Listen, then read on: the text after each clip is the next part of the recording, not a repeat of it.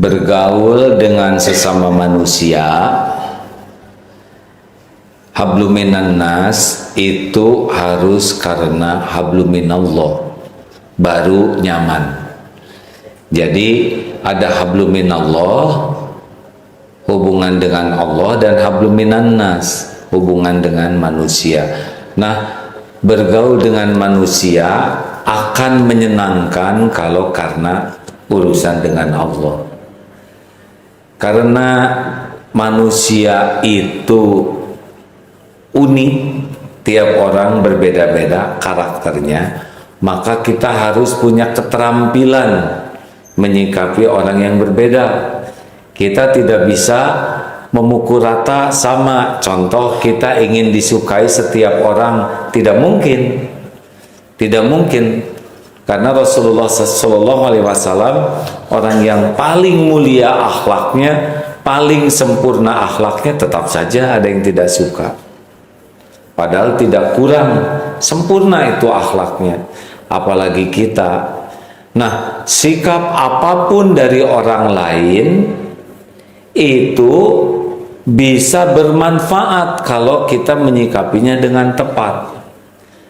Ada orang yang suka, ada orang yang netral ke kita tuh, suka enggak, sebel enggak, ya. Ada orang yang sebel ke kita. Ada yang sekarang senang, besok sebel.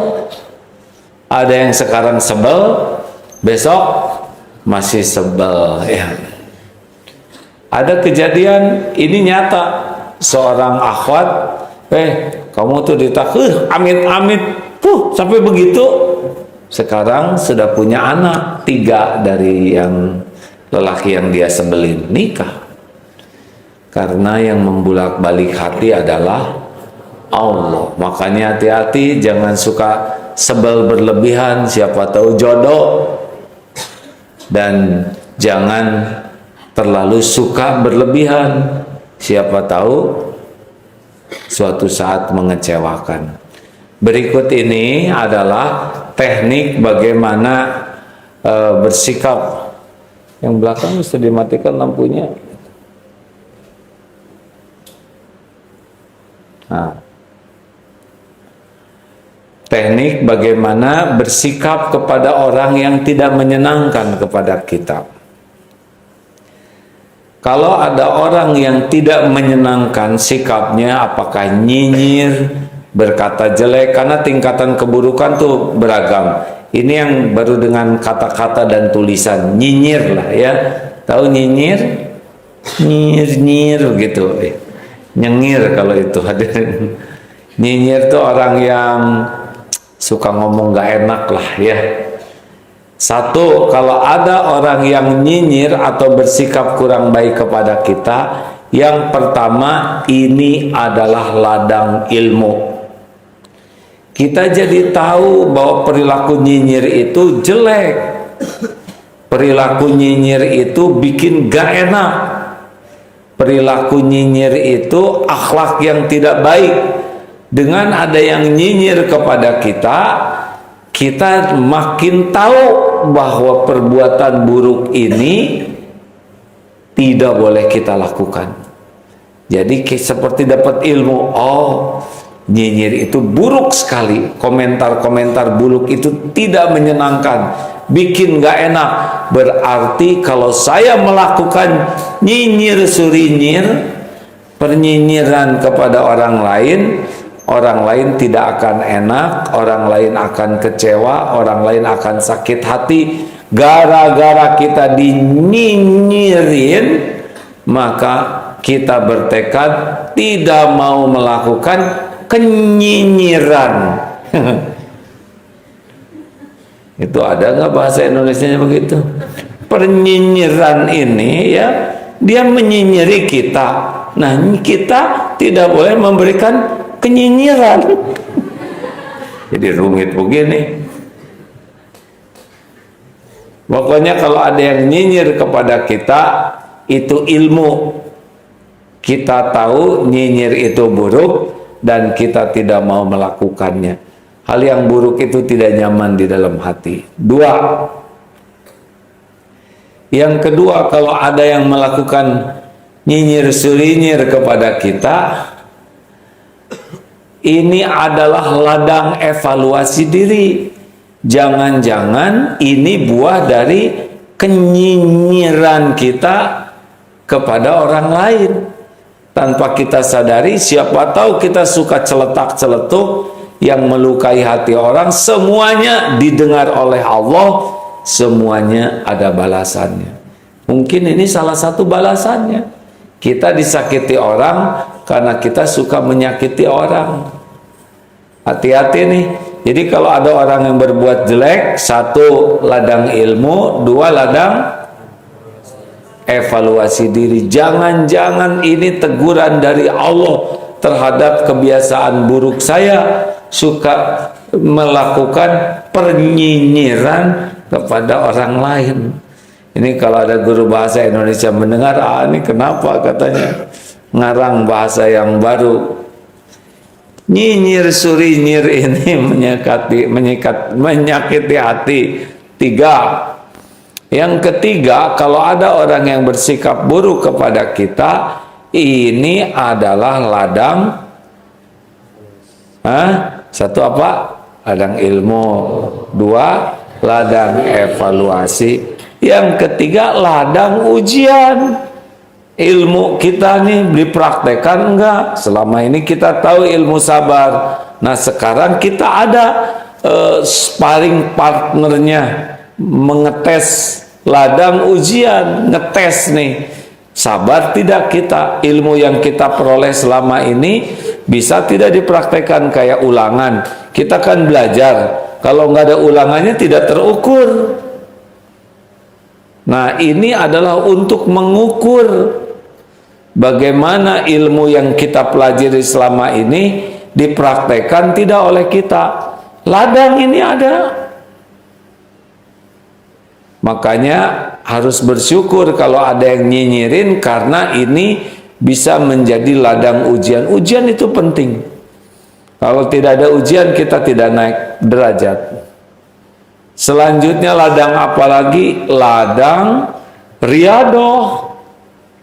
Oh, kita udah terukur, nah latihan. Bagaimana menyikapi, saya baru segini nih, maka saya akan sikapi sikap buruk orang lain sebagai ladang mengamalkan ilmu yang ada. Karena kan ilmu tuh belum jadi apa-apa.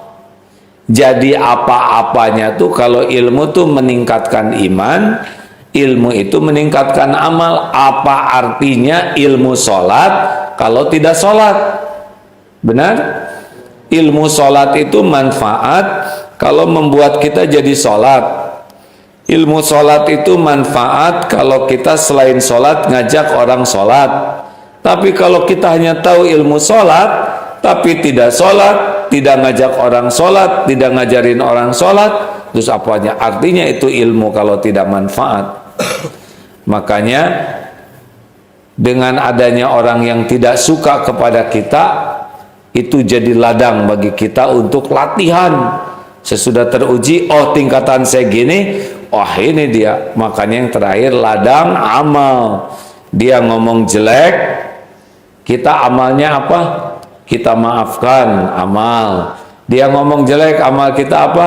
Idfa billati hiya ahsan, tolak keburukan dengan cara yang lebih baik, amal. Dia ngomong jelek, apalagi amal soleh buat kita selain memaafkan? Mohonkan ampunan baginya. Ya Allah, ampuni sahabat saya ini, kan begitu.